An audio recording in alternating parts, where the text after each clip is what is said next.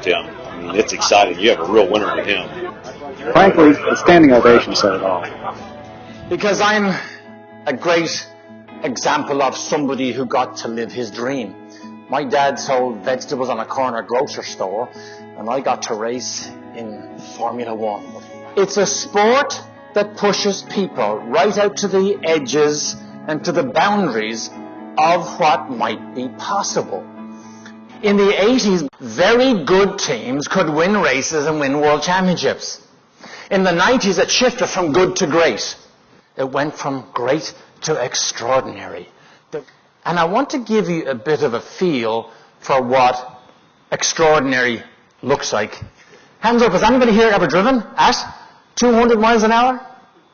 Intentionally? But to give you an idea, at 200 miles an hour, you'll cover the full length of a football field every second. And do you know today, it's not even considered fast. Do you know today, you're not even allowed past your rookie test at the Indy 500 if you can only do 200 miles an hour. You're considered a hazard. The most fascinating aspect of television broadcasting for me was the research. But do you know when I researched the number of teams who ever actually get to go to celebrate on the victory podium in my sport at the high levels, I realized the number is so unbelievably small. And I asked a really simple question. Why? Why is the number so small? Did they communicate differently? Did they plan differently? Did they execute differently? Did they have a different product? Were they better under pressure? When I went to Indy first, and they were doing 200 miles an hour, I couldn't actually do it. I couldn't go that fast.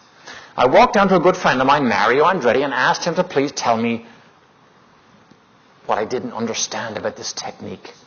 He said, tell your brain to tell your foot not to come off the gas pedal until after you turn the steering wheel into the corner.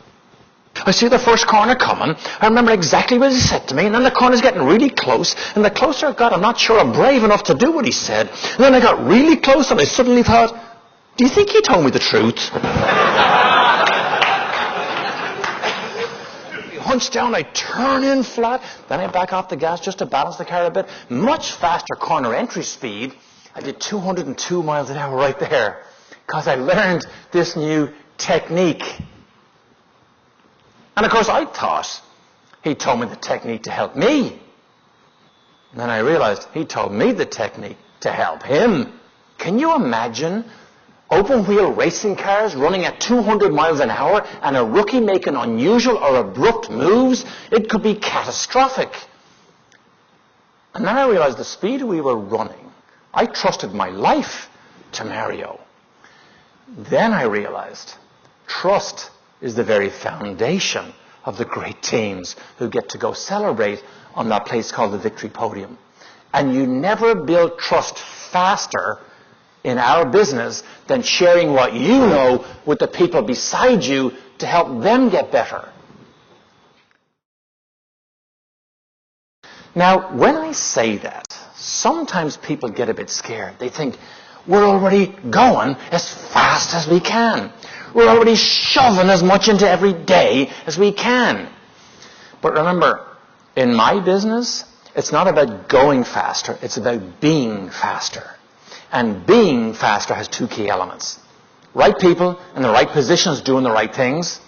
But an even more important element of being faster in my business is the ability to remove the speed bumps that might be slowing you down. I want to share with you some of the skill sets that answers that question, why? Do you think it's a coincidence that when I do my television interviews on the front of the starting grid, I will inevitably see the best painted, best sponsored, best prepared cars right up the front of the grid? But this group of people here knows that the job list and the checklist has been taken care of as well, or maybe even better, than everybody else that they might be in competition with.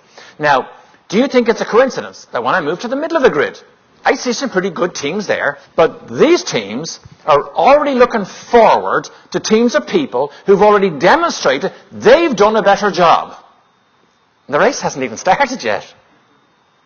Now, do you think it's a coincidence that when I move to the back of the grid to record television interviews, I no longer see as many immaculately dressed mechanics. And if you look at this picture here, there's a mechanic on his hands and knees. He's got tools in his hands. He's got the rear wing off the car. He's actually working on the gearbox on the starting grid of the largest single-day attended sporting event in the world. Now, do you think it's a coincidence? The fallout and the failure rate at the Indy 500 also starts from the back of the grid, because it is directly proportional to the preparation they put in before they go against the competition. As regards your preparation for what you do every day, where do you think you are on the starting grid of the race you are now in every day? What am I going to do here? I said, I can't make a pit stop and run to the porta potty in the middle of the Indy 500. I'm going to be in here for another 2.5 hours. Maybe I'll just go ahead and go in the seat, because in 2.5 hours it'll all be dried up. No one will ever know. So I did. It was a wonderful relief. The only problem was my engine blew up 2 laps later.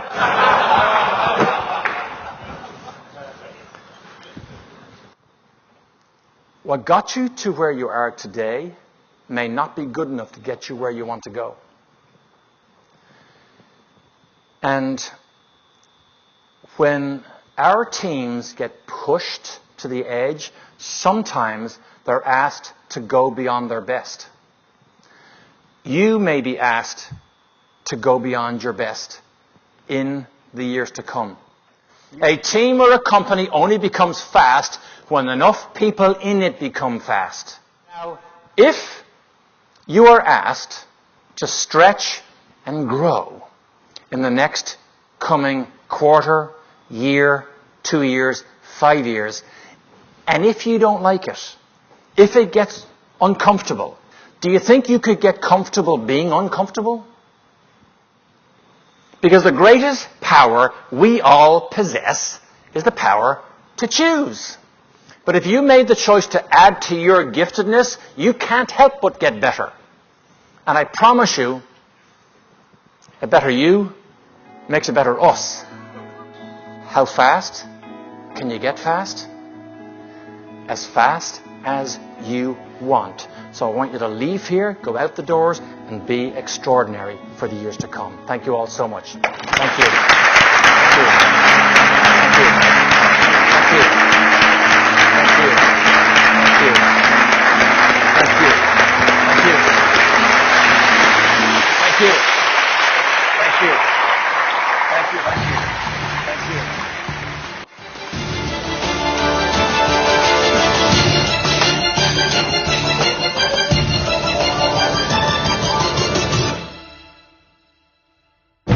The greatest power we all possess is the power to choose.